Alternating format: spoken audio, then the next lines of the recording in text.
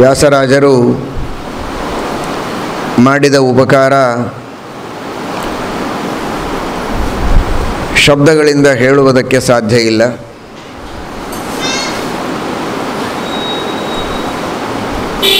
ನ್ಯಾಯಾಮೃತ, ತಾತ್ಪರ್ಯ ಚಂದ್ರಿಕಾ ಹಾಗೂ ತರ್ಕತಾಂಡವ ಗ್ರಂಥಗಳ ರಚನೆಯನ್ನು ಮಾಡುವ ಮೂಲಕ ತತ್ವಜ್ಞಾನದ ಪ್ರಪಂಚಕ್ಕೆ ವ್ಯಾಸರಾಜರು ಕೊಟ್ಟಂತಹ ಕೊಡುಗೆ ಅತ್ಯಂತ ಅಭೂತಪೂರ್ವವಾದದ್ದು.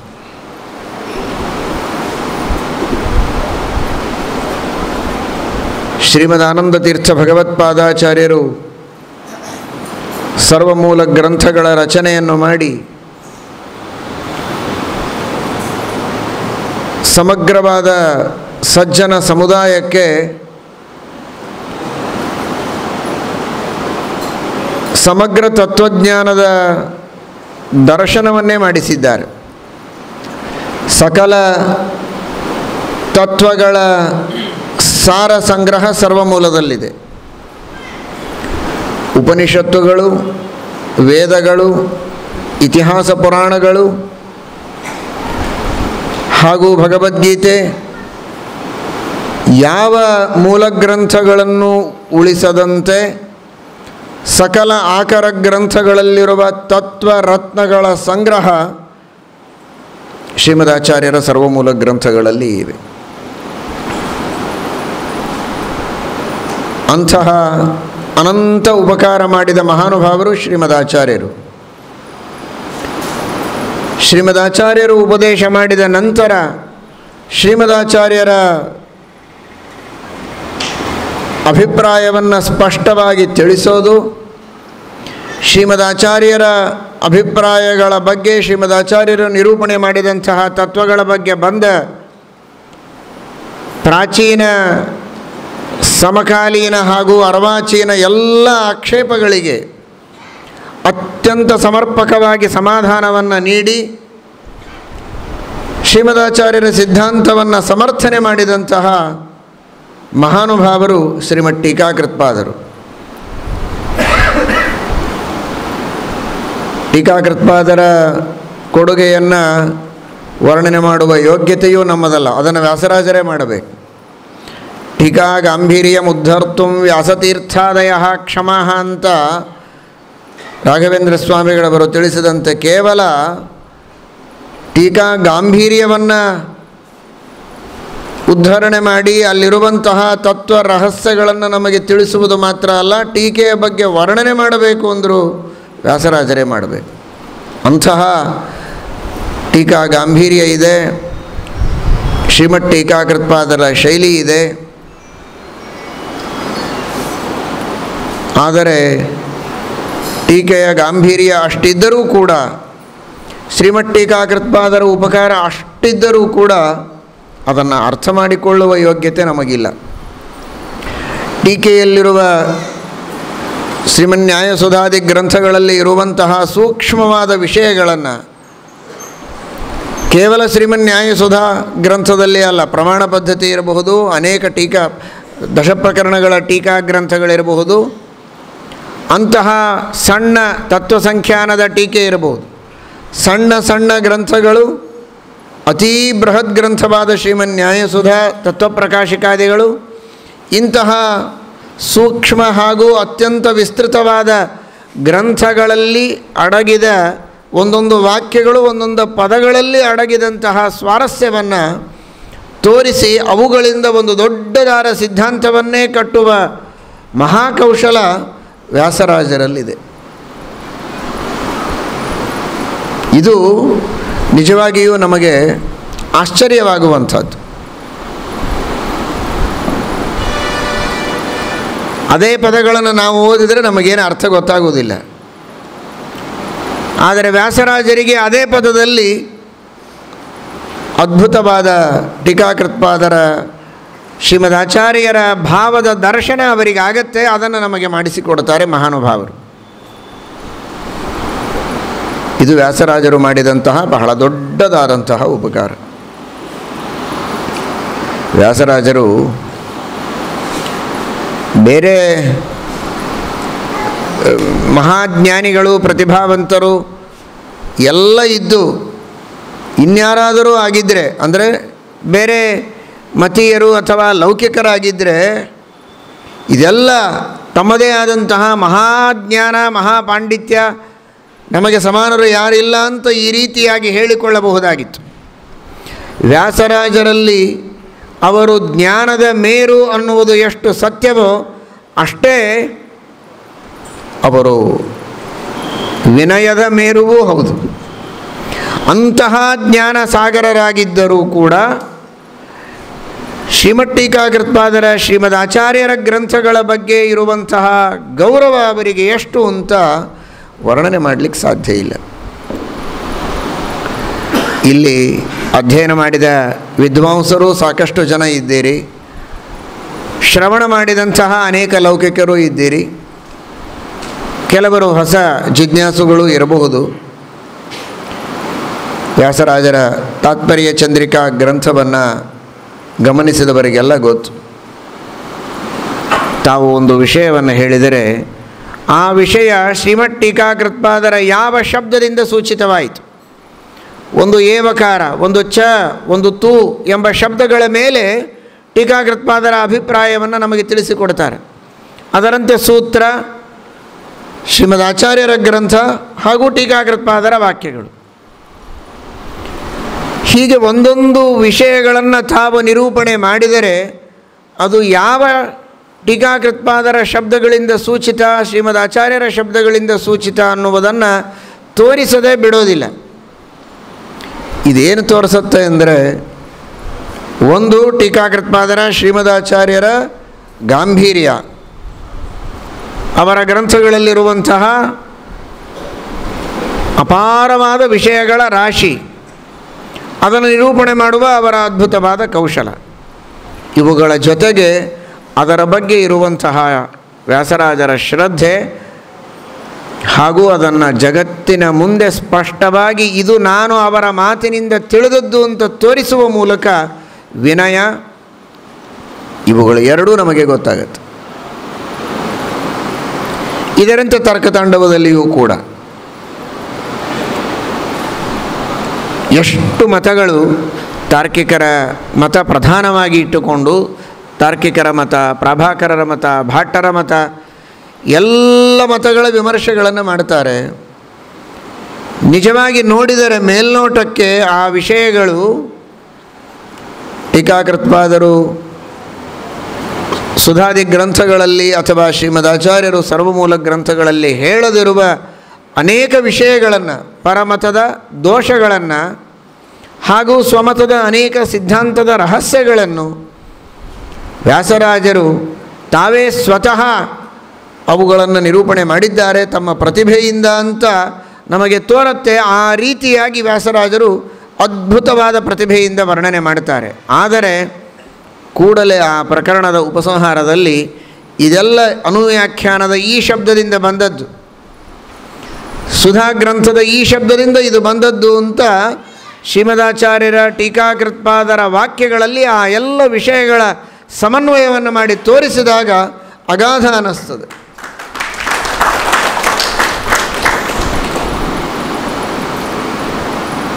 ಈ ವಿಧವಾದ ಟೀಕಾಕೃತ್ಪಾದರ ಹಾಗೂ ಶ್ರೀಮದಾಚಾರ್ಯರ ಗ್ರಂಥಗಳ ಉಪಕಾರದಿಂದ ಆ ಗ್ರಂಥಗಳ ಪುನಃ ಅಧ್ಯಯನ ತಾವು ಮಾಡಿದ್ದು ಹಾಗೂ ತಮ್ಮ ಶಿಷ್ಯರಿಗೆ ಪಾಠ ಹೇಳಿ ಅವುಗಳನ್ನು ಅಧ್ಯಯನ ಮಾಡಿಸಿದ್ದು. ಇದೀಗ ಕೇಳಿದಿರಿ. ಹಾಗೆ ನವಕೃತ್ವೋ ನ್ಯಾಯಸುಧಾಂ 9 ಬಾರಿ ನ್ಯಾಯಸುಧಾ ಗ್ರಂಥದ ಪಾಠವನ್ನು ವಿಜಯೇಂದ್ರ ಸ್ವಾಮಿಗಳವರಿಗೆ ಹೇಳಿದ್ದಾರೆ ಅಂತ.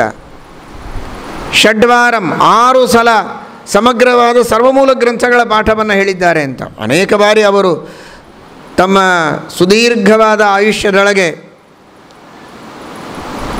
ಇಷ್ಟು ಮಾತ್ರ ಹೇಳಿದ್ದಾರಂತಲ್ಲ, ಇನ್ನು ಅನೇಕ ಬಾರಿ ಸುಧಾದಿ ಗ್ರಂಥಗಳ ಪಾಠ, ಸರ್ವಮೂಲ ಗ್ರಂಥಗಳ ಪಾಠವನ್ನು ಹೇಳಿರ್ತಾರೆ. ವಿಜಯೇಂದ್ರ ಸ್ವಾಮಿಗಳವರಿಗೇನೆ ಇಷ್ಟು ಬಾರಿ ಹೇಳಿದ್ದಾರೆ ಅಂತ. ಆವೃತ್ತಿ ಅಸಕೃತೋಪದೇಶ ಅಂತ ಆವೃತ್ತಿ ಅಧಿಕರಣದಲ್ಲಿ ಒಂದೊಂದು ಬಾರಿ ಶಾಸ್ತ್ರಗಳ ಶ್ರವಣ ಮಾಡಿದರೆ ಸಾಲದು, ಆವೃತ್ತಿ ಮಾಡಬೇಕು ಅಂತ ಹೇಳಿದ್ದಾರೆ.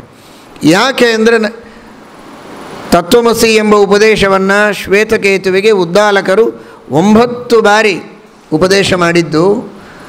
ಆ ರೀತಿ ನವಕೃತ್ವ ಉಪದೇಶ ಇದೆ. 9 ಬಾರಿ ಉಪದೇಶ ಮಾಡಿದ್ದಾರೆ. ಇದರಿಂದ ತಿಳಿದು ಬರುತ್ತೆ, ಒಂದು ಬಾರಿ ಶ್ರವಣ ಮಾಡಿದರೆ ಸಾಲದು, ಮತ್ತೆ ಮತ್ತೆ ಶ್ರವಣ ಮಾಡಲೇಬೇಕು ಅಂತ.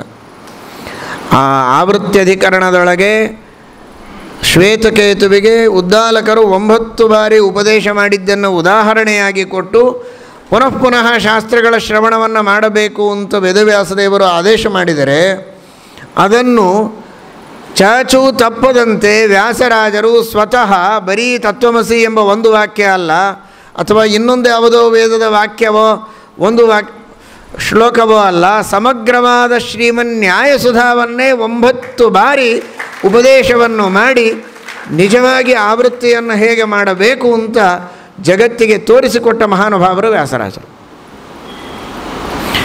ಆ ರೀತಿ ತಾವು 9 ಬಾರಿ ಶ್ರೀಮನ್ ನ್ಯಾಯಸುಧಾ ಗ್ರಂಥವನ್ನು ವ್ಯಾಸರಾಜರು ಪಾಠ ಹೇಳಿರುವುದು ಹೇಗೆ?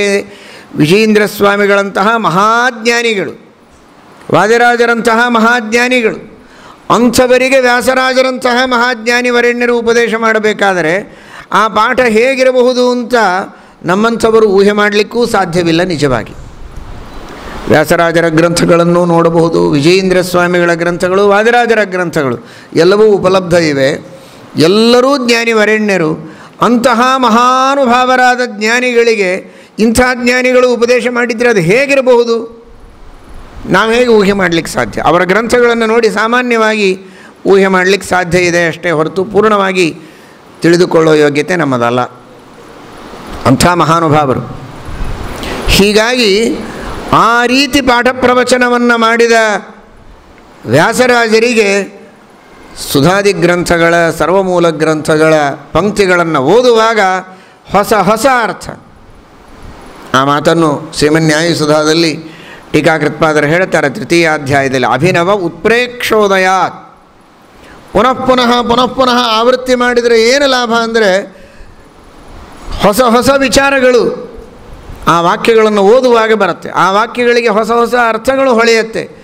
2 ವಾಕ್ಯಗಳನ್ನು ನೋಡಿದಾಗ ಆ 2 ವಾಕ್ಯಗಳ ಅರ್ಥದಿಂದ, ಅದರ ಅನ್ಯಥಾನುಪಪತ್ತಿಯಿಂದ ಇನ್ನೊಂದು ಹೊಸ ಅರ್ಥ ಬುದ್ಧಿಗೆ ತೋರ್ತದೆ. ಹೀಗಾಗಿ ಪುನಃ ಆವೃತ್ತಿಯನ್ನು ಮಾಡಬೇಕು ಅಂತ ತಿಳಿಸಿಕೊಟ್ಟಿದ್ದಾರೆ. ಅದನ್ನು ಸ್ವತಃ ಮಾಡಿದ ಮಹಾನುಭಾವರು ವ್ಯಾಸರಾಜರು. ಹೀಗಾಗಿ ತರ್ಕತಾಂಡವ ಹಾಗೂ ಚಂದ್ರಿಕಾ ಗ್ರಂಥಗಳಲ್ಲಿ ತಾವು ಅನೇಕ ಅಪೂರ್ವವಾದ ವಿಷಯಗಳನ್ನು ತಿಳಿಸಿಕೊಟ್ಟರೂ ಕೂಡ ಆ ಅಪೂರ್ವ ವಿಷಯಗಳು ನಿಮಗೆಲ್ಲ ಅಪೂರ್ವ.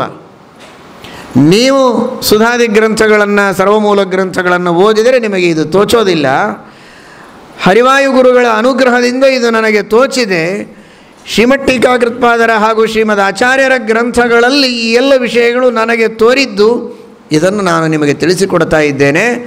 ಇದರ ಅರ್ಥ ನಿಮಗೆ ಇದು ಅಪೂರ್ವ ಅಂದರೆ ಟೀಕಾಕೃತ್ಪಾದರು ಶ್ರೀಮದಾಚಾರ್ಯರಿಗೂ ಅಪೂರ್ವ, ಅವರಿಗೂ ತೋರದೇ ಇದ್ದ ಅರ್ಥವನ್ನು ನಾನು ನಿಮಗೆ ತಿಳಿಸಿದ್ದೇನೆ ಅಂತ ಮಾತ್ರ ಸರ್ವಥಾ ತಿಳಿಯಬೇಡಿ. ಟೀಕಾಕೃತ್ಪಾದರು ಶ್ರೀಮದಾಚಾರ್ಯರು ಹೇಳಿದ ವಿಷಯಗಳನ್ನೇ ನಾನು ಇಲ್ಲಿ ನಿರೂಪಣೆ ಮಾಡಿದ್ದು ಅಂತ ಚಂದ್ರಿಕಾ ಗ್ರಂಥದಲ್ಲಿಯೂ ತರ್ಕತಾಂಡವ ಗ್ರಂಥದಲ್ಲಿಯೂ ಪದೇ ಅದನ್ನು ತೋರಿಸಿಕೊಟ್ಟಿದ್ದಾರೆ ಮಹಾನುಭಾವರು ವ್ಯಾಸರಾಜರು. ಇದು ನಮ್ಮ ಮೇಲೆ ಅವರು ಮಾಡಿದಂತಹ ದೊಡ್ಡದಾದ 2 ಅನುಗ್ರಹಗಳು. ಒಂದು, ಅಂತಹ ಅಪೂರ್ವ ವಿಷಯಗಳನ್ನು ನಮಗೆ ತಿಳಿಸಿಕೊಟ್ಟು ಪರಮೋಪಕಾರ ಮಾಡಿದರು.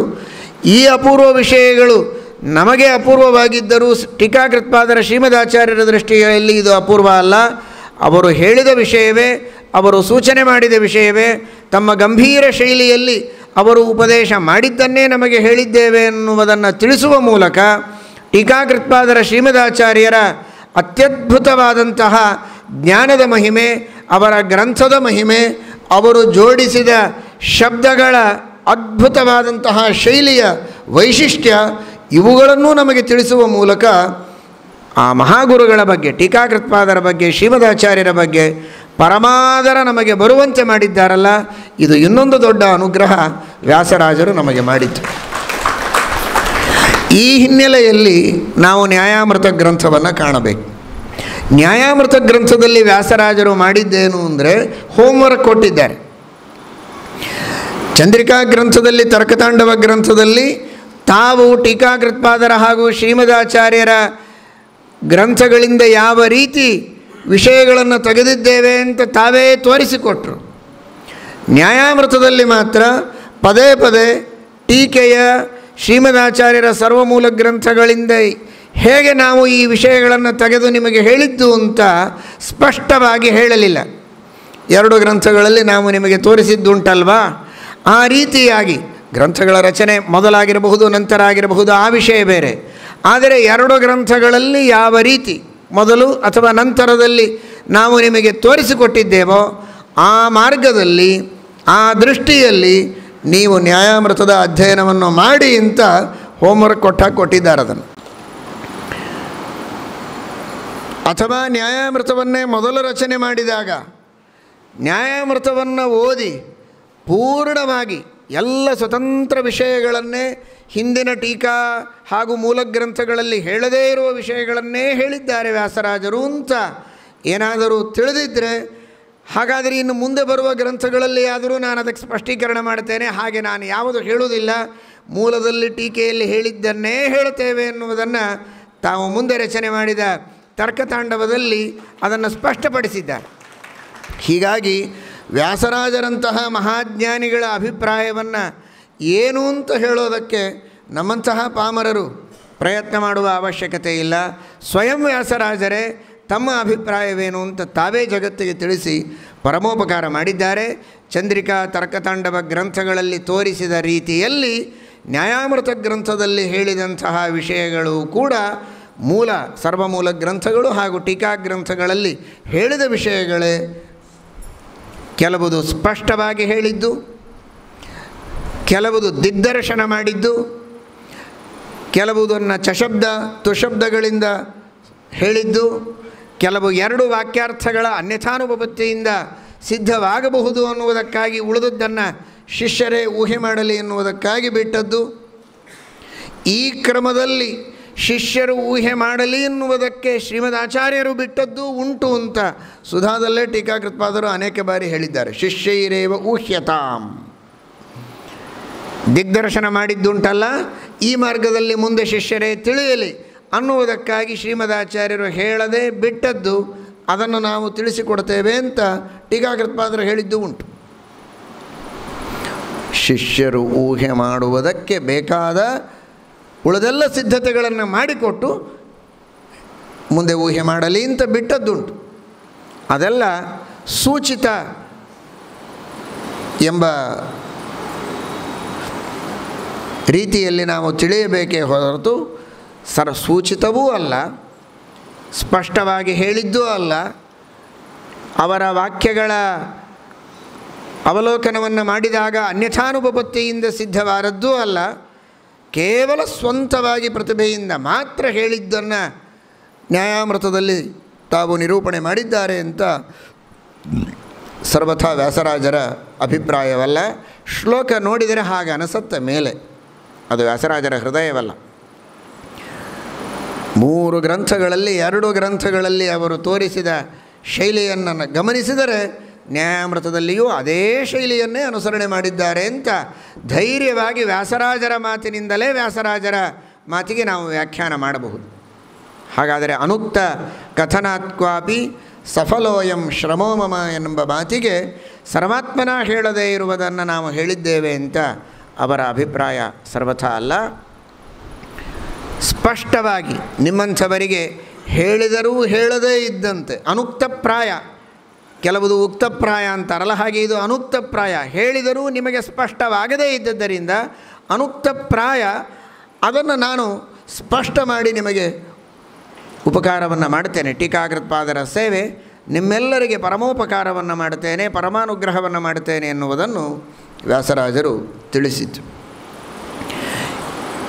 ಉದಾಹರಣೆಗಳನ್ನು ಕೊಟ್ಟು ಒಂದೊಂದಾಗಿ ಇದರ ಬಗ್ಗೆ ಎಲ್ಲವನ್ನೂ ಯಾವ ರೀತಿ ಸೂಚಿತ ಅಂತ ಇವತ್ತೇ ನಮ್ಮ ತಲೆಯಲ್ಲಿ ತುಂಬಿಕೊಂಡು ನಾವು ಸರ್ವಜ್ಞರು ಅಂತ ಸರ್ವಥಾ ಹೇಳುವುದಕ್ಕೆ ಸಾಧ್ಯ ಇಲ್ಲ. ಅದು ವ್ಯಾಸರಾಜರಂತಹ ಮಹಾಜ್ಞಾನಿಗಳಿಗೆ ಮಾತ್ರ ಸಾಧ್ಯ.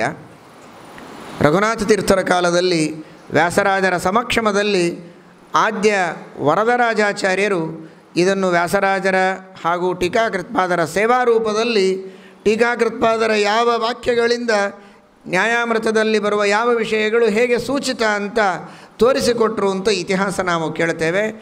ಅದಕ್ಕೆ ವ್ಯಾಸರಾಜರು ಅತ್ಯಂತ ಸಂತೋಷದಿಂದ ತಮ್ಮ ಸಮ್ಮತಿಯನ್ನು ಸೂಚನೆ ಮಾಡಿದ್ದಾರೆ. ರಘುನಾಥ ತೀರ್ಥರು ಸಂತೋಷಪಟ್ಟು ಅವರಿಗೆ ಆದ್ಯ ಎಂಬ ಬಿರುದನ್ನು ಕೊಟ್ಟರು ಅಂತ ಇತಿಹಾಸದಲ್ಲಿ ನಾವು ಕೇಳ್ತೇವೆ. ಅಂತಹ ರಘುನಾಥ ತೀರ್ಥರ ಹಾಗೂ ವ್ಯಾಸರಾಜರ ವಿಶೇಷ ಅನುಗ್ರಹಕ್ಕೆ ಪಾತ್ರರಾದ ವರದರಾಜಾಚಾರ್ಯರಂತಹ ಜ್ಞಾನಿಗಳು ಅನೇಕ ವಿಷಯಗಳನ್ನು ಆ ರೀತಿಯಾಗಿ ಸಭೆಯಲ್ಲಿ ಮಂಡನೆ ಮಾಡಿದ್ದು ಅಂತ ನಾವು ತಿಳಿದದ್ದುಂಟು. ಅಂತಹ ಜ್ಞಾನಿಗಳಿಗೆ ಅದು ಸಾಧ್ಯ. ಆದರೆ ವ್ಯಾಸರಾಜರ ಅನುಗ್ರಹದಿಂದ, ಗುರುಗಳ ಅನುಗ್ರಹದಿಂದ ಅಲ್ಲಲ್ಲಿ ಬರುವ ಅನೇಕ ವಿಷಯಗಳನ್ನು ಶ್ರೀಮನ್ಯಾಯಸುಧಾದಿ ಗ್ರಂಥಗಳಲ್ಲಿ ಇವತ್ತಿಗೂ ನಾವು ನೋಡಬಹುದಾಗಿದೆ. ಒಂದು ವಿಷಯವನ್ನು ಮಾತ್ರ ಈ ಸಮಯದಲ್ಲಿ ವಿಳಂಬ ಬಹಳ ಆದದ್ದರಿಂದ ಒಂದೇ ಒಂದು ಉದಾಹರಣೆಯನ್ನು ಹೇಳುತ್ತೇವೆ. ನ್ಯಾಯಾಮೃತದಲ್ಲಿ ಅಸತ್ತಿಗೆ ಸಾಧಕತ್ವವನ್ನು ಒಪ್ಪಲೇಬೇಕು, ಒಪ್ಪದಿದ್ದರೆ ಅನೇಕ ಸಮಸ್ಯೆಗಳಿವೆ. ಅಸತ್ತಿಗೆ ಸಾಧಕತ್ವವನ್ನು ಒಪ್ಪದಿದ್ದರೆ ಬಾಧಕಗಳುಂಟು ಅಂತ ಪೂರ್ವ ಪಕ್ಷಿಗಳು ಕೇಳಿದ್ದಕ್ಕೆ ಆ ಬಾಧಕಗಳನ್ನು ವ್ಯಾಸರಾಜರು ಪರಿಹಾರ ಮಾಡಿದ್ದಾರೆ. ನಿಜವಾಗಿ ವ್ಯಾಸರಾಜರ ಆ ಶೈಲಿಯನ್ನು ನೋಡಿದರೆ ಒಂದೊಂದು ವಿಷಯಗಳ ಬಗ್ಗೆ ಅವರು ಉದಾಹರಣೆಗಳನ್ನು ಕೊಡೋದು ಸಾಲು ಸಾಲಾಗಿ, ಇದನ್ನು ನೋಡಿದರೆ ಆ ಉದಾಹರಣೆ ಕೊಡಬೇಕೋ ಕೊಡಬಾರದೋ ಗೊತ್ತಿಲ್ಲ. ನಿಜವಾಗಿ ಸರ್ಜಿಕಲ್ ಸ್ಟ್ರೈಕ್ ಮಾಡಿದಾಗಿರುತ್ತೆ, ಅಷ್ಟು ಅದ್ಭುತವಾಗಿ ಕೊಡ್ತಾರೆ. ಒಂದು ವಿಷಯದ ಬಗ್ಗೆ ಪುಂಖಾನುಪುಂಖವಾಗಿ ಉದಾಹರಣೆಗಳನ್ನು, ಯುಕ್ತಿಗಳನ್ನು, ದೃಷ್ಟಾಂತಗಳನ್ನು ಕೊಟ್ಟು ವಾದಿಗಳು ಆಚೆ ಈಚೆ ಸರಿಯದೇ ಇರೋ ಹಾಗೆ ಮಾಡುವಂತಹ ಅತ್ಯದ್ಭುತವಾದ ಕಲೆ.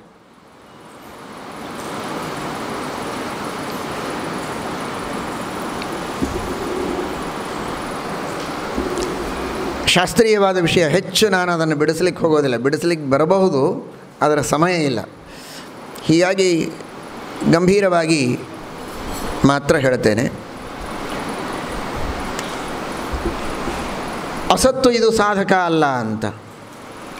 ಅಸತ್ತಿಗೆ ಸಾಧಕತ್ವ ಇಲ್ಲ ಅಂತ ಹೇಳಿದಾಗ ವಾದಿಗಳು ಹೇಳೋದು ಅಸತ್ತಾದ ಸರ್ಪವು ಭಯಕ್ಕೆ ಜನಕವಾಗಿದೆ, ಭಯಕ್ಕೆ ಸಾಧಕವಾಗಿದೆ ಅಂತ. ಬಿದ್ದದ್ದು ಹಗ್ಗ, ಕಂಡದ್ದು ಹಾವು ಅಂತ, ಆದದ್ದು ಭಯ. ಹಾಗಾದರೆ ಸರ್ಪ ಅಲ್ಲಿಲ್ಲ, ಹಾವಿಲ್ಲ, ಸುಳ್ಳು. ಸುಳ್ಳು ಹಾವು ನಮಗೆ ಭಯ ಆಯಿತಲ್ವ. ಸುಳ್ಳು ಯಾವ ಕೆಲಸ ಮಾಡಲು ಸಾಧ್ಯ ಇಲ್ಲ ಅಂದರೆ ಸುಳ್ಳಾದ ಹಾವಿನಿಂದ ಭಯ ಬಂದದ್ದು ಹೇಗೆ? ಇದಕ್ಕೆ ಶ್ರೀಮದ್ ಆಚಾರ್ಯರು ಅನುವ್ಯಾಖ್ಯಾನದಲ್ಲಿ ಉತ್ತರ ಕೊಟ್ಟದ್ದುಂಟು. ಸರ್ಪಭ್ರಮಾದಾವಪಿ ಜ್ಞಾನಮಸ್ತೇವ ತಾದೃಶಂ ತದೇವಾರ್ಥಕ್ರಿಯಾಕಾರಿ ತತ್ಸದೇವಾರ್ಥಕಾರಕಂ. ಅಲ್ಲಿ ಹಾವಿನಿಂದ ನಮಗೆ ಭಯ ಬಂದದ್ದಲ್ಲ, ಹಾವಿದ್ದ ಮಾತ್ರಕ್ಕೆ ಭಯ ಬರುವುದೂ ಇಲ್ಲ. ಭಯ ಬಂದದ್ದು ಹಾವಿನ ತಿಳುವಳಿಕೆಯಿಂದ. ಅದು ಸತ್ಯವೇ. ಸುಳ್ಳಾದ ಹಾವಿನಿಂದ ಕಾರ್ಯ ಆದದ್ದಲ್ಲ, ಸತ್ಯವಾದ ಜ್ಞಾನದಿಂದಲೇ ಕಾರ್ಯವಾದದ್ದು ಅಂತ. ಈಗ ನೋಡಿ, ಈಗ ನಾವು ಕುಳಿತಿದ್ದೇವೆ, ನಮ್ಮ ಪೀಠದ ಕೆಳಗೆ ಹಾವಿರಬಹುದು, ಚೆನ್ನಾಗಿ ಉಪನ್ಯಾಸ ಮಾಡ್ತೇವೆ. ಯಾಕೆ ಅಂದರೆ ಕೆಳಗೆ ಹಾವಿರಬಹುದು, ನನಗೆ ಗೊತ್ತಿಲ್ವಲ್ಲ ಹಾವಿದೆ ಅಂತ. ಗೊತ್ತಿಲ್ಲ ಅಂದರೆ ನನಗೆ ಭಯನೇ ಆಗೋದಿಲ್ಲ. ಆಮೇಲೆ ನೋಡಿದರೆ ಅಯ್ಯೋ ಹಾವಿದೆ ಅಂತ ಓಡಿ ಹೋಗ್ತೇವೆ, ಉಪನ್ಯಾಸ ಮುಗಿದೋಯ್ತು. ಗಂಟೆಗಟ್ಟಲೆ ಉಪನ್ಯಾಸ ಮಾಡುವಾಗ ಕೆಳಗೆ ಹಾವಿತ್ತು, ಆದರೆ ನನಗೆ ಭಯ ಆಗಲಿಲ್ಲ. ಯಾಕೆ? ಹಾವಿದೆ ಅಂತ ಗೊತ್ತಿಲ್ಲ.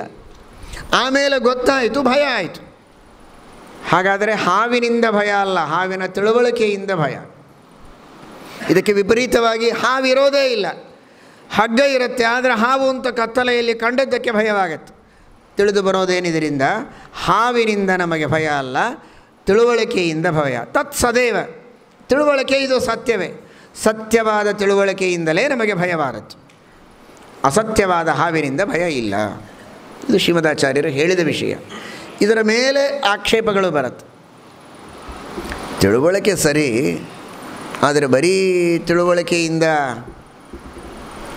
ಭಯ ಬರೋದು ಅಂದರೆ ಬರೀ ತಿಳುವಳಿಕೆಯಿಂದ ಭಯ ಬರುತ್ತಾ? ಬರೀ ಜ್ಞಾನದಿಂದ? ಯಾವ ಜ್ಞಾನದಿಂದ ಆದರೂ ಭಯ ಬರಬಹುದಾ? ಇಲ್ಲಿ ಮೈಕಿದೆ ಅಂತ ಜ್ಞಾನ ಆದರೆ ಭಯ ಬರ್ತದ? ಇಲ್ಲ.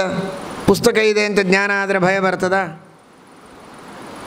ಎಲ್ಲ ಸಂದರ್ಭಗಳಲ್ಲಿ ಅಂತ ಅರ್ಥ. ಕೆಲವು ಸಂದರ್ಭಗಳಲ್ಲಿ ಭಯ ಬರ್ತದೆ. ಸುಮ್ಮನೆ ಉಪನ್ಯಾಸ ಮಾಡಿ ಏನಾದರೂ ಹರಟೆ ಹೊಡೆದ್ರೆ ಅಡ್ಡಿ ಇಲ್ಲ. ನ್ಯಾಯಾಮೃತ ಪುಸ್ತಕ ಇಟ್ಟುಕೊಂಡು ಉಪನ್ಯಾಸ ಮಾಡ್ತಿದ್ರೆ ಸ್ವಲ್ಪ ಭಯ ಶುರುವಾಗ್ತದೆ. ಇದೇನು ಇಷ್ಟು ಹೊತ್ತಾದ ಮೇಲೆ ಹಸಿವೆ ಆದಾಗ ಇವರು ನ್ಯಾಯಾಮೃತ ಪುಸ್ತಕ ತೆಗೆದರು ಅಂತ ಭಯ ಆಗ್ಬೋದು ಅಂತ ಇಟ್ಕೊಳ್ಳಿ.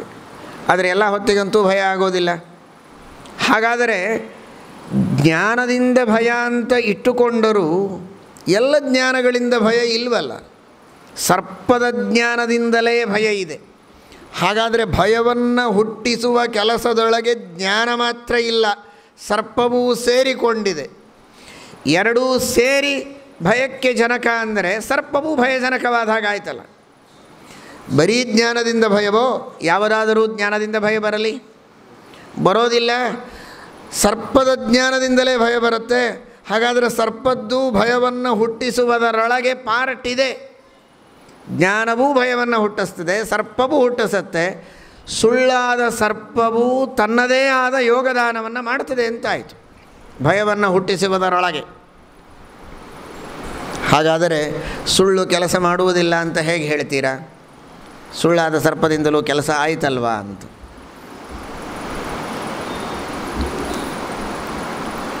ಅದಕ್ಕೆ ವ್ಯಾಸರಾಜರು ನಿಜ, ಯಾವುದಾದರೂ ಜ್ಞಾನ ಇದು ಭಯ ಹುಟ್ಟಿಸೋದಲ್ಲ, ಸರ್ಪದ ಜ್ಞಾನವೇ ಭಯವನ್ನು ಹುಟ್ಟಿಸುವುದು ಅನ್ನುವುದು ನಿಜ. ಕಂಡ ಜ್ಞಾನದಿಂದ ಭಯ ಬರೋದಿಲ್ಲ ಅನ್ನುವುದು ಸತ್ಯ. ಸರ್ಪ ಅಂದರೆ ಸರ್ಪ ಅಲ್ಲ, ಸರ್ಪ ಮೊದಲಾದ ಭಯ ಹುಟ್ಟಿಸುವ ಕೆಲವು ವಸ್ತುಗಳು, ಕೆಲವು ವಸ್ತುಗಳ ಜ್ಞಾನ, ಅದರಿಂದ ನಮಗೆ ಭಯ ಬರುತ್ತೆ. ಆದರೆ ಆ ಜ್ಞಾನದೊಳಗೆ ಒಂದು ಸ್ವಾಭಾವಿಕವಾದ ವಿಶೇಷ ಇದೆ. ಸರ್ಪ ಅಲ್ಲಿ ತಾನು ಜ್ಞಾನಕ್ಕೆ ಸಹಾಯ ಮಾಡುವುದಿಲ್ಲ. ಜ್ಞಾನ ಭಯವನ್ನು ಹುಟ್ಟಿಸುವುದಕ್ಕೆ ಜ್ಞಾನದೊಳಗಿನ ಒಂದು ಧರ್ಮ ಇದೆ, ಜ್ಞಾನದ್ದೇ ಆದ ಒಂದು ನೇಚರ್ ಇದೆ. ಸರ್ಪಜ್ಞಾನದ್ದೇ ಆದ ಒಂದು ನೇಚರ್ ಇದೆ, ಈ ಪುಸ್ತಕದ ಜ್ಞಾನದ್ದೇ ಒಂದು ಸ್ವಭಾವ ಇದೆ. ಆ ತರಹದ ಜ್ಞಾನದಲ್ಲಿಯೇ ಇರುವ ಒಂದು ಅತಿಶಯ, ಅದರದ್ದೇ ಆದ ಒಂದು ಸ್ವಭಾವ, ಅದರಿಂದ ಭಯ ಹುಟ್ಟಿದೆಯೇ ಹೊರತು ಸರ್ಪದಿಂದ ಅಲ್ಲ. ಸುಳ್ಳು ಸರ್ಪಕ್ಕೆ ಅಲ್ಲಿ ಪ್ರವೇಶವೇ ಇಲ್ಲ.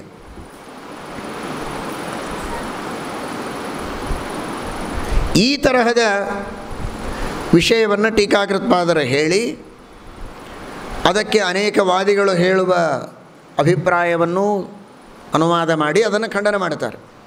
ಕೆಲವರು ಹೇಳ್ತಾರೆ ಸರ್ಪ ಇದು ಭಯಜನಕ ಅಲ್ಲ, ಸರ್ಪಜ್ಞಾನವೇ ಭಯಜನಕ.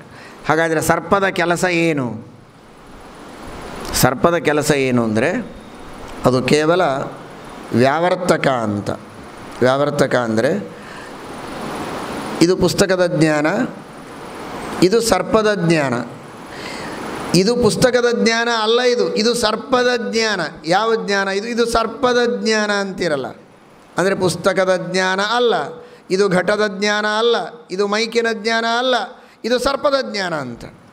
ಆ ರೀತಿ ಉಳಿದ ಜ್ಞಾನಗಳಿಂದ ಈ ಜ್ಞಾನ ಬೇರೆ ಅಂತ ತಿಳಿಸಿಕೊಡೋ ಕೆಲಸ ಅಷ್ಟು ಮಾತ್ರ ಸರ್ಪ ಮಾಡುತ್ತೆ ಹೊರತು ಜ್ಞಾನದಿಂದ ಭಯ ಹುಟ್ಟುವುದರೊಳಗೆ ಸರ್ಪದ ಪಾತ್ರ ಇಲ್ಲ. ಭಯ ಹುಟ್ಟುವುದು ಜ್ಞಾನದಿಂದ. ಈ ಜ್ಞಾನ ಉಳಿದ ಜ್ಞಾನದಂತೆ ಅಲ್ಲ, ಇದು ಬೇರೆ ಜ್ಞಾನ ಅಂತ ಉಳಿದ ಜ್ಞಾನಗಳಿಂದ ವಿಲಕ್ಷಣ ಅಂತ ತೋರಿಸಿಕೊಡುವುದು ಮಾತ್ರ ಸರ್ಪ ಅಂತ. ಅದನ್ನು ಟೀಕಾಕೃತ್ಪಾದರು ಒಪ್ಪುವುದಿಲ್ಲ. ಹೀಗೆ ಕೆಲವರು ಹೇಳ್ತಾರೆ, ಅದು ಸರಿಯಲ್ಲ ಅಂತಾರೆ. ಯಾಕೆ ಅಂದರೆ ಆ ರೀತಿ ಹೇಳಿದರೆ ಸುಳ್ಳು ಇದು ಒಂದು ಕೆಲಸ ಮಾಡೋದಿಲ್ಲ ಅಂತ ಹೇಳಿ ಇನ್ನೊಂದು ಕೆಲಸ ಮಾಡುತ್ತೆ ಅಂತ ಒಪ್ಪಿಕೊಂಡಾಗತ್ತೆ. ಅವಸರದಲ್ಲಿ ಭಯ ಹುಟ್ಟಿಸೋದಿಲ್ಲ, ಹಾಗಾದರೆ ಭೇದ ಜ್ಞಾನವನ್ನು ಹುಟ್ಟಿಸ್ತದೆ ಅಂದರೆ ಸುಳ್ಳು ಅದನ್ನಾದರೂ ಹೇಗೆ ಹುಟ್ಟಿಸಿತು ಅನ್ನುವ ಪ್ರಶ್ನೆ ಮತ್ತೆ ಬಂತು. ಹೀಗಾಗಿ ಈ ರೀತಿಯ ವಾದವನ್ನು ಟೀಕಾಕೃತ್ಪಾದರು ಒಪ್ಪದೆ ಸುಧಾ ಗ್ರಂಥದಲ್ಲಿ ಹಾಗಾದರೆ ಜ್ಞಾನದೊಳಗೇ ಒಂದು ಅತಿಶಯ ಇದೆ, ಆ ಜ್ಞಾನದಲ್ಲಿಯೇ ಇರುವಂತಹ ಸ್ವಾಭಾವಿಕವಾದ ಅತಿಶಯ. ಅದರಿಂದಾಗಿ ಆ ಅತಿಶಯಕ್ಕೆ ಜ್ಞಾನದ ಕಾರಣವೇ ಕಾರಣ. ಸರ್ಪಜ್ಞಾನದ ಕಾರಣವೇ ಬೇರೆ, ಘಟಜ್ಞಾನದ ಕಾರಣವೇ ಬೇರೆ. ಕಾರಣಗಳ ವೈಚಿತ್ರ್ಯದಿಂದ ಕಾರ್ಯವಾದ ಜ್ಞಾನಗಳಲ್ಲಿ ವೈಚಿತ್ರ್ಯ ಬಂದಿದೆ. ಆ ವೈಚಿತ್ರ್ಯದಿಂದ ಸರ್ಪಜ್ಞಾನ ಭಯಕ್ಕೆ ಜನಕವಾಗತ್ತೆ. ಘಟದ ಜ್ಞಾನ, ಪುಸ್ತಕದ ಜ್ಞಾನ ಇದು ಭಯಜನಕವಾಗೋದಿಲ್ಲ. ಆ ವೈಚಿತ್ರ್ಯಕ್ಕೆ ಜನಕವಾದದ್ದು ಯಾವುದು? ಕಾರಣ. ಕಾರಣವಾದದ್ದು ಸತ್ಯ ಸರ್ಪಜ್ಞಾನದಲ್ಲಿ ಸರ್ಪೇಂದ್ರಿಯ ಸನ್ನಿಕರ್ಷ, ಅಸತ್ಯ ಸರ್ಪಜ್ಞಾನದಲ್ಲಿ ದೋಷ. ರಜ್ಜು ಇಂದ್ರಿಯ ಸನ್ನಿಕರ್ಷ ಪ್ಲಸ್ ದೋಷ. ಈ ಸಾಮಗ್ರಿಯಿಂದ ಅಲ್ಲಿ ಒಂದು ವಿಶೇಷ ಬಂದಿದೆ. ಕಾರಣ ಬೇಕು, ಸತ್ಯ ಸರ್ಪವೇ ಬೇಕು ಅಂತಿಲ್ಲ. ಸತ್ಯ ಸರ್ಪೇಂದ್ರಿಯ ಸನ್ನಿಕರ್ಷ ಒಂದು ಕಡೆಗೆ, ಇನ್ನೊಂದು ಕಡೆಗೆ ರಜ್ವಿಂದ್ರಿಯ ಸನ್ನಿಕರ್ಷ ಹಾಗೂ ದೋಷ. ಇವುಗಳಿಂದ ಒಂದು ವಿಶೇಷ ಸತ್ಯ ಸರ್ಪಜ್ಞಾನದಲ್ಲಿ ಹಾಗೂ ಅಸತ್ಯ ಸರ್ಪಜ್ಞಾನದಲ್ಲಿ ಬಂದಿದೆ. ಆ ವಿಶೇಷದಿಂದ ಇನ್ನುಳಿದ ಜ್ಞಾನಗಳಿಂದ ವ್ಯತ್ಯಾಸ ಈ ಜ್ಞಾನಕ್ಕೆ ಉಂಟು. ಈ ರೀತಿ ಕಾರಣ ಸಾಮಗ್ರಿ ವೈಚಿತ್ರ್ಯದಿಂದಲೇ ಜ್ಞಾನದಲ್ಲಿ ವೈಚಿತ್ರ್ಯ ಬರುತ್ತೆ. ಆ ವೈಚಿತ್ರ್ಯದಿಂದ ಕಾರ್ಯದೊಳಗೆ ವೈಚಿತ್ರ್ಯ ಬರುತ್ತದೆ. ಅದಕ್ಕೋಸ್ಕರವಾಗಿ ಅಲ್ಲಿ ವಿಷಯದ ಪಾತ್ರ ಯಾವುದೇ ಇಲ್ಲ ಎಂಬುದಾಗಿ ತಿಳಿಸಿಕೊಡ್ತಾರೆ. ವಿಷಯ ಯಾವುದೇ ಒಂದು ವಸ್ತು ಇನ್ನೊಂದು ವಸ್ತುವಿನಿಂದ ಭಿನ್ನ ಅಂತ ತಿಳಿಸಿಕೊಡುವುದಕ್ಕೆ ತಾನಲ್ಲಿ ಇರಬೇಕಾಗತ್ತೆ. ವಿಷಯ ಜ್ಞಾನದೊಳಗೆ ಇಲ್ಲವೇ ಇಲ್ಲ. ವಿಷಯದ ಸಂಬಂಧ ಹೇಳಬೇಕು.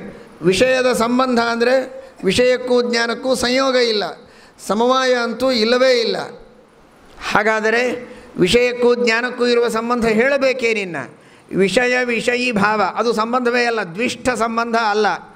ಕೊನೆಗೆ ಪರ್ಯವಸಾನವಾಗುವುದು ಘಟನಿಷ್ಠ ಅಥವಾ ಸರ್ಪನಿಷ್ಠ ವಿಷಯತಾ ನಿರೂಪಿತ ವಿಷಯಿತ್ವಂ. ಆ ವಿಷಯಿತ್ವ ಅನ್ನೋದು ಜ್ಞಾನದೊಳಗೇ ಇರುವ ಧರ್ಮ, ಅಲ್ಲಿ ಸರ್ಪದ ಪ್ರವೇಶವೇ ಇಲ್ಲ. ಅಂತತೋಗತ್ವ ಜ್ಞಾನದೊಳಗೇ ಇರುವ ಧರ್ಮದಿಂದಲೇ ಜ್ಞಾನ ಇದು ಇತರ ಪದಾರ್ಥಗಳಿಂದ ಇತರ ಜ್ಞಾನಗಳಿಂದ ವ್ಯಾವೃತ್ತವಾಗಿದೆ ಅಂತ ಸಿದ್ಧವಾಗುತ್ತೆ. ಅದೇ ಕಾರಣದಿಂದಲೇ ಅದು ಇತರ ವ್ಯಾವೃತ್ತವಾಗಿ ಅದೇ ವೈಶಿಷ್ಟ್ಯದಿಂದಲೇ ಅದು ಭಯಜನಕವೂ ಆಗುತ್ತೆ. ಬೇರೆ ಜ್ಞಾನಗಳು ಭಯಜನಕವಾಗುವುದಿಲ್ಲ ಎಂಬ ವ್ಯವಸ್ಥೆಯನ್ನೂ ಮಾಡಲಿಕ್ಕೆ ಬರುತ್ತೆ. ಇದಕ್ಕಾಗಿ ವಿಷಯ ಇದು ಸರ್ವಥಾ ವ್ಯಾವರ್ತಕವಲ್ಲ ಅನ್ನುವುದನ್ನು ಟೀಕಾಕೃತ್ಪಾದರು ಗಟ್ಟಿಯಾಗಿ ಸಮರ್ಥನೆ ಮಾಡಿಕೊಡ್ತಾರೆ. ಹೇಳುವುದಕ್ಕೆ ಬಹಳ ಇದೆ. ಇಲ್ಲಿ ಕೇಳುವವರಿಗೆ ಅಥವಾ ಈ ರಿಕಾರ್ಡ್ ಕೇಳುವವರಿಗೆ ಅನೇಕ ಸಮಸ್ಯೆಗಳು ಮನಸ್ಸಿನಲ್ಲಿ ಬರಬಹುದು. ಆ ಎಲ್ಲ ಪ್ರಶ್ನೆಗಳಿಗೆ ಸಮಾಧಾನದಿಂದ ನೀವು ಕುಳಿತಾಗ ಹೇಳಬಹುದು, ಹಸಿವೆಯಿಂದ ಕುಳಿತಾಗ ಹೇಳಲಿಕ್ಕಾಗುವುದಿಲ್ಲ. ಆದರೆ ಸೂಚನೆಯನ್ನು ಮಾತ್ರ ಈಗ ಕೊಟ್ಟಿರ್ತೇವೆ. ನೋಡಿ, ಇದನ್ನು ಟೀಕಾಕೃತ್ಪಾದರು ಇಷ್ಟು ಹೇಳಿದರು. ಪೂರ್ಣ ಮುಗಿಸಿಲ್ಲ ನಾನು, ಶ್ರೀಮನ್ಯಾಯಸುಧೆಯ ಪೂರ್ಣ ಅನುವಾದ ಮಾಡಿಲ್ಲ, ಸ್ವಲ್ಪ ವಿಷಯವನ್ನು ಮಾತ್ರ ಹೇಳಿದೆ. ವ್ಯಾಸರಾಜರು ಇದನ್ನು ಬೆಳೆಸ್ತಾರೆ. ಎಷ್ಟು ಉದಾಹರಣೆಗಳನ್ನು ಕೊಟ್ಟು ಎಷ್ಟು ವಿಷದ ಮಾಡಿ ಹೇಳ್ತಾರೆ. ಅದನ್ನೇ ನಾನು ಹೇಳಿದೆ ಆವಾಗ, ಸರ್ಜಿಕಲ್ ಸ್ಟ್ರೈಕ್ ಅಂತ. ಏನು ಬಾಂಬ್ಗಳು ಬೇಕೋ, ಮೂಲಭೂತವಾಗಿರತಕ್ಕಂತಹ ಯಾವ ಮಟೀರಿಯಲ್ ತೆಗೆದುಕೊಂಡು ಬಾಂಬ್ ನಿರ್ಮಾಣ ಮಾಡಬೇಕೋ ಅದನ್ನು ಮಾಡಿ ಕೊಟ್ಟುಬಿಟ್ರು ಟೀಕಾಕೃತ್ಪಾದರು ಶ್ರೀಮನ್ಯಾಯಸುಧಾ ಗ್ರಂಥದೊಳಗೆ. ಆಮೇಲೆ ಅದನ್ನು ವಿಮಾನಗಳಲ್ಲಿ ತೆಗೆದುಕೊಂಡು ಹೋಗಬೇಕು, ಯಾವಾಗ ಹೋಗಬೇಕು, ಎಲ್ಲಿಂದ ಹೋಗಬೇಕು, ಎಷ್ಟು ವಿಮಾನಗಳು ಹೋಗಬೇಕು, ಎಷ್ಟು ನೇರವಾಗಿ ಹೋಗಬೇಕು, ಬೇರೆ ಕಡೆಗೆ ಹೋದ ಹಾಗೆ ತೋರಿಸಿ ಆಮೇಲೆ ಟರ್ನ್ ಮಾಡಿಕೊಂಡು ಯಾವುದು ಮತ್ತೆ ಅಲ್ಲಿ ಬಂದು ಹಾಕಬೇಕು, ಇದನ್ನೆಲ್ಲ ಡಿಸೈಡ್ ಮಾಡಿದವರು Vyasaraja. Bombs are ready in Sriman Nyaya Sudha.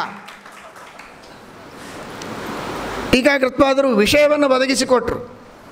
ಕೊಟ್ಟ ಮೇಲೆ ಶುರು ಮಾಡಿದರು. ನೋಡ್ರಿ ಏನು ಅದ್ಭುತವಾಗಿ ವ್ಯಾಸರಾಜರು ಹೇಳ್ತಾರೆ. ತಲೆನೇ ಹೋಗೋದಿಲ್ಲ ನಮಗೆ. ಇಷ್ಟು ಆಪತ್ತಿಗಳಿವೆಯಾ? ಅವಚ್ಛಿನ್ನಸ್ಯ ಯದ್ಭವತಿ ತದ್ ಅವಚ್ಛೇದಕಸ್ಯಾಪಿ ಭವತಿ ಅಂತ ನಿಯಮವನ್ನು ಒಪ್ಪಿದರೆ ಇಷ್ಟು ಆಪತ್ತಿಗಳು ನಮ್ಮ ಮೇಲೆ ಬರುತ್ತಾ ಅಂತ ಊಹೆ ಮಾಡಿರ್ಲಿಕ್ಕೆ ಸಾಧ್ಯ ಇಲ್ಲ. ಹಾಗೆ ಮಾಡ್ತಾರೆ. ಘಟಾವಚ್ಛಿನ್ನಸ್ಯ ಘಟಾತ್ಯಂತಾಭಾವಧ್ವಂಸಾದೇಹೇ ಘಟದೇಶಕಾಲ ಭಿನ್ನದೇಶಕಾಲಾದಿತ್ವೇ ಅವಚ್ಛೇದಕಸ್ಯ ಘಟಸ್ಯ ತದಭಾವವತ್ ಘಟೇಚ್ಛಾ ಬ್ರಹ್ಮಜ್ಞಾನಯೋ ಘಟಜ್ಞಾನ ವೇದಾಂತ ಸಾಧ್ಯತ್ವೇಪಿ ಘಟಬ್ರಹ್ಮಣೋ ತದಭಾವವತ್. ವಿದ್ವಾಂಸರಿಗೆಲ್ಲ ಆನಂದವಾಗ್ತಾ ಇರ್ತದೆ, ನಿಮಗೂ ಆಗ್ತದೆ. ಯಾಕೆಂದರೆ ಬಹುಶ್ರುತರಿದ್ದೀರಿ, ಅನೇಕ ಜನ ಶಾಸ್ತ್ರಗಳನ್ನು ಇತ್ತೀಚೆಗೆ ಶ್ರವಣ ಮಾಡ್ತಾ ಇದ್ದೀರಿ. ಎಷ್ಟು ಆನಂದವಾಗ್ತದೆ, ಎಷ್ಟು ಉದಾಹರಣೆಗಳದು. ಘಟೇಚ್ಛಾ ಬ್ರಹ್ಮಜ್ಞಾನಯೋ ಘಟಜ್ಞಾನ ವೇದಾಂತ ಸಾಧ್ಯತ್ವೇಪಿ ಘಟ ಬ್ರಹ್ಮಣೋ ತದಭಾವವತ್ ಘಟ ಪ್ರಾಗಭಾವಸ್ಯ ಘಟಂ ಪ್ರತಿ ಕಾರಣತ್ವೇ ಘಟಸ್ಯ ಘಟಂ ಪ್ರತಿ ಕಾರಣತ್ವಂ ನಾಸ್ತಿ. ಊಹೆ ಮಾಡಲಿಕ್ಕೂ ಸಾಧ್ಯ ಇಲ್ಲ. ಅವಚ್ಛಿನ್ನಸ್ಯ ಯದ್ಭವತಿ ತದವಚ್ಛೇದಕಸ್ಯಾಪಿ ಭವತಿ ಅಂದರೆ ಎಷ್ಟು ಆಪತ್ತಿಗಳು. ಘಟ ಪ್ರಾಗಭಾವ ಪ್ರತಿಯೋಗಿತಾ ಸಂಬಂಧೇನ ಘಟಾವಚ್ಛಿನ್ನವಾಗಿದೆ. ಘಟಪ್ರಾಗಭಾವ ಘಟಪ್ರಾಗಭಾವ ಘಟಕ್ಕೆ ಕಾರಣ ಅಂದರೆ ಘಟಕ್ಕೆ ಘಟ ಕಾರಣವೇ ಅವಚ್ಛೇದಕವಾಗಿದೆಯಲ್ಲ. ಘಟಾತ್ಯಂತ ಭಾವ ಘಟಾತ್ಯಂತ ಭಾವ ಇದು ಘಟಾವಚ್ಛಿನ್ನ. ಘಟ ಭಿನ್ನ ದೇಶ ಕಾಲ. ಘಟ ಇದ್ದಾಗ ಘಟಾತ್ಯಂತ ಭಾವ ಒಪ್ಪಲಿಕ್ಕಾಗುವುದೇ ಇಲ್ಲ. ಘಟಾತ್ಯಂತ ಭಾವ ಅಥವಾ ಘಟಪ್ರಾಗಭಾವ ಘಟಪ್ರಧ್ವಂಸ ಭಾವಗಳನ್ನು ಘಟಕಾಲದಲ್ಲಿ ಒಪ್ಪಲಿಕ್ಕೆ ಸಾಧ್ಯ ಇಲ್ಲ ಅಂದರೆ ಘಟವನ್ನು ಘಟಕಾಲದಲ್ಲಿ ಒಪ್ಪಲಿಕ್ಕೆ ಆಗೋದಿಲ್ವೇ? ಯಾಕೆಂದರೆ ಅವಚ್ಛಿನ್ನಸ್ಯ ಯದ್ಭವತಿ ತದವಚ್ಛೇದಕಸ್ಯಾಪಿ ಭವತಿ. ಬ್ರಹ್ಮಾಜ್ಞಾನ ಇದು ಸಂಸಾರ ಕಾರಣ. ಬ್ರಹ್ಮನೂ ಸಂಸಾರ ಕಾರಣವೇ? ಅಥವಾ ಅಜ್ಞಾನವೇ ಜಗದಾಕಾರೇಣ ಪರಿಣಾಮವಾಗ್ತದೆ ಎನ್ನುವ ಮತದಲ್ಲಿ ಬ್ರಹ್ಮಾಜ್ಞಾನ ಇದು ಜಗದಾಕಾರೇಣ ಪರಿಣಾಮ ಹೊಂದಿದರೆ ಬ್ರಹ್ಮನಿಗೆ ಜಗದಾಕಾರೇಣ ಪರಿಣಾಮ ಒಪ್ತೀರಾ? ಎಷ್ಟು ಉದಾಹರಣೆಗಳನ್ನು ಕೊಡ್ತಾರೆ. ಹಾಗಾದರೆ ಅವಚ್ಛಿನ್ನವಾದದ್ದಕ್ಕೆ ಏನಾಗತ್ತೆ ಅದೆಲ್ಲವೂ ಅವಚ್ಛೇದಕಕ್ಕೆ ಆಗಲೇಬೇಕು ಅನ್ನುವ ನಿಯಮವನ್ನು ಕೈಬಿಡು. ಟೀಕಾಕೃತ್ಪಾದರು ಒಂದು ಉದಾಹರಣೆ ಕೊಟ್ಟು ಹೇಳಿದರು. ಅವಚ್ಛಿನ್ನಕ್ಕೆ ಆದದ್ದು ಅವಚ್ಛೇದಕಕ್ಕೆ ಆಗಬೇಕು ಅಂತ ನಿಯಮವಿಲ್ಲ, ಹಾಗೆ ಒಪ್ಪುವ ಅವಶ್ಯಕತೆ ಇಲ್ಲ ಅನ್ನುವುದನ್ನು ಟೀಕಾಕೃತ್ಪಾದರು ಸೂಚನೆ ಮಾಡಿದರೆ ಅದನ್ನು ಬೆಳೆಸಿ ಇಟ್ಟರು. ಇದು ನಿಜ. ಈ ಉದಾಹರಣೆಗಳು ಟೀಕಾಕೃತ್ಪಾದರ ಸುಧಾ ಗ್ರಂಥದಲ್ಲಿ ಅಥವಾ ಬೇರೆ ಟೀಕಾಗ್ರಂಥಗಳಲ್ಲಿ ಬಂದಿಲ್ಲ. ಕಂಠತಃ ಟೀಕಾಕೃತ್ಪಾದರು ಇದನ್ನು ಹೇಳಿದ್ದಲ್ಲ. ಈ ಅರ್ಥದಲ್ಲಿ ಅನುಕ್ತ ಕಥನಾತ್ ಕ್ವಾಪಿ ಈ ಉದಾಹರಣೆಗಳನ್ನೆಲ್ಲ ಕೊಟ್ಟಿದ್ದಾರೆ, ವಿವರಣೆಯನ್ನು ಮಾಡಿದ್ದಾರೆ, ಎಲ್ಲ ನಿಜ. ಆದರೆ ಈ ಉದಾಹರಣೆಗಳನ್ನು ಕೊಡೋದಕ್ಕೆ, ಈ ವಿವರಣೆ ನೀಡೋದಕ್ಕೆ ಆ ಮೌಲಿಕವಾದ ವಿಷಯ ಏನಿದೆ ನೋಡಿ, ಅದನ್ನು ಒದಗಿಸಿಕೊಟ್ಟವರು ಶ್ರೀಮದ್ ಟೀಕಾಕೃತ್ಪಾದರು ಶ್ರೀಮನ್ಯಾಯ ಸುಧಾ ಗ್ರಂಥದಲ್ಲಿ. ವ್ಯಾಸರಾಜರ ಶೈಲಿಯಲ್ಲೇನೆ ವ್ಯಾಸರಾಜರ ಮಾತಿಗೆ ಅರ್ಥ ಹೇಳಬೇಕಾದ್ರೆ ಈ ರೀತಿ ತರ್ಕತಾಂಡವಾದಿಗಳಲ್ಲಿ ಹೇಳಿರ್ತಾರೆ. ನಿಮಗೆಲ್ಲ ಗೊತ್ತು, ತರ್ಕತಾಂಡವ ಓದಿದವರಿಗೆ ನ ತಿರೋಹಿತಮೇತದ ವಿಪಶ್ಚಿದ ಅಪಶ್ಚಿಮಾನಾಂ ಕ್ವಾಪಿ ಅಂತ ಅನುಕ್ತ ಕಥನಾತ್ ಕ್ವಾಪಿ. ಮೂಲ ವಿಷಯ ಏನು ಬೇಕೋ, ಮೌಲಿಕವಾದಂತಹ ರಹಸ್ಯ, ಸಿದ್ಧಾಂತ, ಪ್ರಮೇಯ, ತಳಹದಿ, ಬುನಾದಿ, ಫೌಂಡೇಶನ್ನು ಅದೇನು ಬೇಕೋ ಅದನ್ನು ಟೀಕಾಕೃತ್ಪಾದರು ಶ್ರೀಮದಾಚಾರ್ಯರು ಹೇಳದೆ ಬಿಟ್ಟೇ ಇಲ್ಲ, ಅವಶ್ಯವಾಗಿ ಹೇಳಿದ್ದಾರೆ. ಮತ್ತು ನೀವೇನು ಹೊಸದಾಗಿ ಹೇಳ್ತಾ ಇದ್ದೀರಿ? ಕ್ವಾಪಿ ಅನುಕ್ತ ಕಥನಾತ್, ಮೌಲಿಕ ವಿಷಯಗಳ ಬಗ್ಗೆ ಅಲ್ಲ, ಅದರ ಬಗ್ಗೆ ಅವಶ್ಯಕವಾದ ಉದಾಹರಣೆಯ ಬಗ್ಗೆಯೂ ಅಲ್ಲ, ಅದರ ನಂತರ ಇನ್ನು 10 ಉದಾಹರಣೆಗಳು ಬೇಕು, ಇನ್ನೂ ಹೆಚ್ಚು ವಿವರಣೆ ಬೇಕು, ಸ್ಪಷ್ಟೀಕರಣ ಬೇಕು ಅಂದರೆ ಕ್ವಾಪಿ ಬಹು ಉದಾಹರಣ ವಿಷಯ ಅಥವಾ ವಿಶೇಷತಃ ಸ್ಪಷ್ಟೀಕರಣ ಮಾಡಬೇಕು, ಹೆಚ್ಚಿನ ಉಪಪಾದನೆಯನ್ನು ಮಾಡಬೇಕು ಅನ್ನುವುದಕ್ಕೆ ಅದನ್ನು ಬಿಡಿಸಿದ್ದು ಅಲ್ಲಿ ಅನುಕ್ತ. ಮೂಲ ವಿಷಯೇ ಅನುಕ್ತ ಕಥನಾತ್ನ ಕ್ವಾಪಿ ಅನುಕ್ತ ಕಥನಾತ್. ಮೂಲ ವಿಷಯಸ್ಯ ಸಮರ್ಥನಾರ್ಥಂ ತತ್ಸಮರ್ಥನಾರ್ಥಂ ತತ್ರ ಕ್ವಾಪಿ ಅನ್ಯತ್ರ ವಿವರಣ ಪ್ರಸಂಗೆ ಅನುಕ್ತ ಕಥನಮಸ್ತಿ. ಮೂಲ ವಿಷಯ ಕಥನ ಪ್ರಸಂಗೆ ಅನುಕ್ತ ಕಥನಂ ನಾಸ್ತಿ ಎನ್ನುವುದನ್ನು ಅನುಕ್ತ ಕಥನಾತ್ ಕ್ವಾಪಿ. ಇದೇನು ರೀ, ಹಿಂದೆಲ್ಲ ಕ್ವಾಪಿ ಇದೆ, ಇದು ಒಂದಕ್ಕೆ ನೀವು ಹೀಗೆ ಅರ್ಥ ಹೇಳಿದ್ರೆ ಅಲ್ಲೆಲ್ಲ ಕಡೆಗೂ ಹೀಗೇನೆ. ವಿಕ್ಷಿಪ್ತ ಸಂಗ್ರಹಾತ್ ಕ್ವಾಪಿ. ಯಾಕೆ ವಿಕ್ಷಿಪ್ತ ಸಂಗ್ರಹಾತ್ ಕ್ವಾಪಿ? ವಿಕ್ಷಿಪ್ತ ಸಂಗ್ರಹವನ್ನು ಸ್ವಯಂ ಟೀಕಾಕೃತ್ಪಾದರೆ ಅನೇಕ ಕಡೆಗೆ ಮಾಡಿದ್ದಾರೆ. ಏತದುಕ್ತಂ ಭವತಿ ಅಯಮಾಶಯ ಇದಮುಕ್ತಂ ಭವತಿ ಅತ್ರಾಯಮಾಶಯ ಅಯಮತ್ರ ಆಶಯ ಅಂತ ಸ್ವಯಂ ಟೀಕಾಕೃತ್ಪಾದರೆ ವಿಕ್ಷಿಪ್ತ ಸಂಗ್ರಹವನ್ನು ಮಾಡ್ತಾರೆ. ಅಲ್ಲಲ್ಲಲ್ಲಿ ಅನುವ್ಯಾಖ್ಯಾನದ ಆ ಪ್ರಕರಣದಲ್ಲಿ ವಿಕ್ಷಿಪ್ತವಾಗಿ ಬಂದದನ್ನು ಅಲ್ಲಿ ಸಂಗ್ರಹ ಮಾಡ್ತಾರೆ. ಒಟ್ಟಾರೆ ವಿಕ್ಷಿಪ್ತವಾದದ್ದನ್ನು ಎಷ್ಟೋ ಕಡೆಗೆ ಸಂಗ್ರಹ ಮಾಡಿ ನಿರೂಪಣೆ ಮಾಡ್ತಾರೆ. ಪ್ರಮಾಣ ಪದ್ಧತ್ಯಾದಿಗಳಲ್ಲಿ ಬೇರೆ ಬೇರೆ ಕಡೆಗೆ ಈ ರೀತಿ ವಿಕ್ಷಿಪ್ತವಾದದ್ದನ್ನು ಸಂಗ್ರಹ ಮಾಡಿದ್ದು ಟೀಕಾಕೃತ್ಪಾದರು ಅನೇಕ ಕಡೆಗೆ ಮಾಡಿದ್ದಾರೆ. ಕೆಲವು ಕಡೆಗೆ ಎಲ್ಲಿ ಮಾಡಿಲ್ಲ ಅನ್ಸಲ್ಲಿ ಟೀಕಾಕೃತ್ಪಾದರು ಅಷ್ಟು ಸಂಗ್ರಹ ಮಾಡಿ ಕೊಟ್ಟದ್ದು ನಮಗೆ ಮತ್ತೆ ವಿಕ್ಷಿಪ್ತ ಆಯಿತು. ಯಾಕೆಂದರೆ ಅದು ಅಗಾಧವಾದದ್ದರಿಂದ ಪುನಃ ನಮಗೆ ತಿಳಿಯಲಿಕ್ಕಾಗೋದಿಲ್ಲ. ಅಂದರೆ ಮತ್ತೆ ಸಂದರ್ಭಕ್ಕೆ ಉಪಯುಕ್ತವಾಗಿ ಕ್ವಾಪಿ ಕೆಲವು ಕಡೆಗೆ ವಿಕ್ಷಿಪ್ತ ಸಂಗ್ರಹ. ಸರ್ವತ್ರ ಅವರು ವಿಕ್ಷಿಪ್ತನೇ ಹೇಳಿದ್ದಾರೆ, ನಾವು ಸಂಗ್ರಹಣೆ ಮಾಡಿದ್ದೇವೆ ಅಲ್ಲ. ಎಷ್ಟೋ ಕಡೆಗೆ ವಿಕ್ಷಿಪ್ತ ಸಂಗ್ರಹವೇ ಸ್ವಯಂ ಟೀಕಾಕೃತ್ಪಾದರು ಮಾಡಿದ್ದುಂಟು. ಕ್ವಾಪಿ ವಿಕ್ಷಿಪ್ತ ಸಂಗ್ರಹವನ್ನು ನಾವು ಮಾಡಿದ್ದೇವೆ. ವಿಕ್ಷಿಪ್ತ ಸಂಗ್ರಹಾತ್ ಕ್ವಾಪಿ ಕ್ವಾಪ್ಯುಕ್ತಸ್ಯೋಪಪಾದನಾತ್, ಉಕ್ತವಾದದ್ದರ ಉಪಪಾದನವನ್ನು ಸ್ವಯಂ ಶ್ರೀಮದಾಚಾರ್ಯರು ಮಾಡಿದ್ದಾರೆ ಅನುವ್ಯಾಖ್ಯಾನದಲ್ಲಿ. ತಾವು ಸೂತ್ರ ಭಾಷ್ಯದಲ್ಲಿ ಹೇಳಿದ್ದನ್ನು ಉಪಪಾದನ, ಯಾಕಂದರೆ ಟೀಕಾಕೃತ್ಪಾದರ ಶ್ರೀಮನ್ಯಾಯಸುಧಾ ಗ್ರಂಥದಲ್ಲೇ ಕ್ರಿಯತೆ ಸ್ಪಷ್ಟತಾರ್ಥತಃ ಅಂತನ್ನೋ ಕಡೆಗೆ ಸ್ಪಷ್ಟತ್ವ ಅನ್ನುವುದು ಅನೇಕ ವಿಧ ಅಂತ ಹೇಳ್ತಾ ಕ್ವಾಪಿ ಉಕ್ತಸ್ಯ ಉಪಪಾದನಂ ಅಂತಾರೆ. ಹೇಳಿದ್ದನ್ನು ಸಮರ್ಥನೆ ಮಾಡುವುದು ಒಂದು ರೀತಿಯ ಸ್ಪಷ್ಟೀಕರಣನೇ ಅಂತ. ಅಂದರೆ ಸ್ವಯಂ ಶ್ರೀಮದಾಚಾರ್ಯರೇ ತಾವು ಹೇಳಿದ್ದರ ಉಪಪಾದನೆಯನ್ನು ತಾವೇ ಮಾಡಿದ್ದಾರೆ ಅಂತ ಟೀಕಾಕೃತ್ಪಾದರಂತಾರೆ. ನಾವು ಮಾಡೋದಲ್ಲ, ಸ್ವಯಂ ಶ್ರೀಮದಾಚಾರ್ಯರೇ ಮಾಡಿದ್ದಾರೆ ಅಂತ. ಅದನ್ನು ವಿವರಣೆ ಮಾಡಿ ಟೀಕಾಕೃತ್ಪಾದರು ಸುಧಾದಿ ಗ್ರಂಥಗಳಲ್ಲಿ ಉಪಪಾದನೆ ಮಾಡಿದ್ದೂ ಉಂಟು. ಹಾಗಾದರೆ ಉಕ್ತೋಪಪಾದನವೂ ಏನಿಲ್ಲ, ಕೇವಲ ಸ್ಟೇಟ್ಮೆಂಟ್ಸ್ ಇದೆ. ಉಪಪಾದನೆ ಎಲ್ಲ ನಾವು ಮಾಡಿದ್ದು ಅಲ್ಲ, ಉಪಪಾದನ ಸಾಕಷ್ಟು ಇದು ನಾನು ಇನ್ನೊಂದು ಅರ್ಥ ಹೇಳ್ತಾ ಇರೋದು. ಒಂದು ಅರ್ಥ ಇದ್ದೇ ಇದೆ. ಉಕ್ತೋಪಪಾದನ ಅಂತನ್ನೋದನ್ನು ಅನೇಕ ಕಡೆಗೆ ಸ್ವಯಂ ಮಾಡಿದ್ದಾರೆ. ಕ್ವಾಪಿ ಕೆಲವು ಕಡೆಗೆ ಉಪಪಾದನವನ್ನು ಇನ್ನೂ ವಿಶೇಷವಾಗಿ ವಿದ್ಯಾರ್ಥಿಗಳಿಗೆ ದಾರ್ಢ್ಯ ಬರಬೇಕು ಅಂತನ್ನೋದಕ್ಕೋಸ್ಕರ ಸೂಕ್ಷ್ಮವಾಗಿ ಗಂಭೀರವಾಗಿ ಹೇಳಿದರೆ ಸ್ಪಷ್ಟ ಅರ್ಥವೂ ಆಗೋದಿಲ್ಲ, ದಾರ್ಢ್ಯ ಅಂತೂ ಬರೋದೇ ಇಲ್ಲ ಅನ್ನೋದಕ್ಕೋಸ್ಕರ ಕ್ವಾಪ್ಯುಕ್ತಸ್ಯ ಉಪಪಾದನ. ಇದರಂತೆಯೇ ಅನುಕ್ತ ಕಥನಾತ್ ಕ್ವಾಪಿ. ಹೀಗಾಗಿ ಕ್ವಾಪಿ ಶಬ್ದಕ್ಕೆ ಹೇಳೋ ಈ ಅರ್ಥ ಪ್ರಾಯಪಾಠ ವಿರುದ್ಧ ಅಂತೂ ತಿಳ್ಕೊಬೇಡಿ.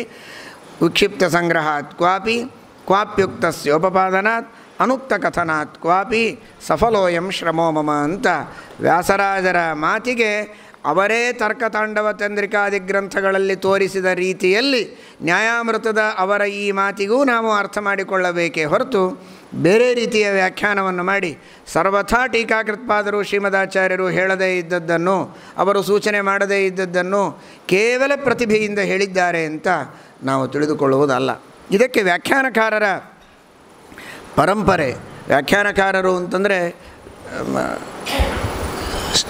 ವ್ಯಾಸರಾಜರನ್ನು ಆರಂಭ ಮಾಡಿಕೊಂಡು ಶ್ರೀಪಾದರಾಜರು, ವ್ಯಾಸರಾಜರು, ವಾದರಾಜರು, ರಘುತ್ತಮರು, ರಾಘವೇಂದ್ರ ಸ್ವಾಮಿಗಳವರು, ವಿದ್ಯಾಧೀಶರು, ರಾಘವೇಂದ್ರ ಸ್ವಾಮಿಗಳವರು, ಸತ್ಯವ್ರತರು, ಸತ್ಯನಾಥರು,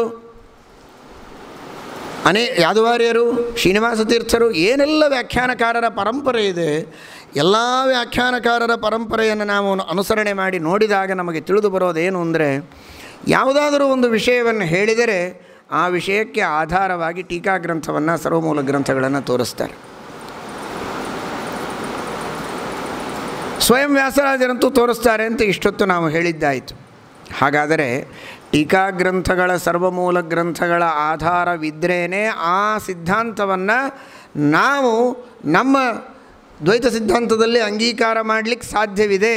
ಇಲ್ಲದೇ ಇದ್ದರೆ ಇಲ್ಲ ಅಂತನ್ನುವ ಮಟ್ಟಿಗೆ ಟೀಕಾಕೃತ್ಪಾದರ ಶ್ರೀಮದಾಚಾರ್ಯರ ವಾಕ್ಯಗಳು ಪ್ರಮಾಣವಾಗಿವೆ, ಅವು ಮೂಲಾಧಾರವಾಗಿವೆ. ಅವುಗಳನ್ನಿಟ್ಟುಕೊಂಡ್ರೇ ಅದನ್ನು ನಾವು ಸಿದ್ಧಾಂತ ಅಂತ ಸ್ವೀಕಾರ ಮಾಡಬಹುದು.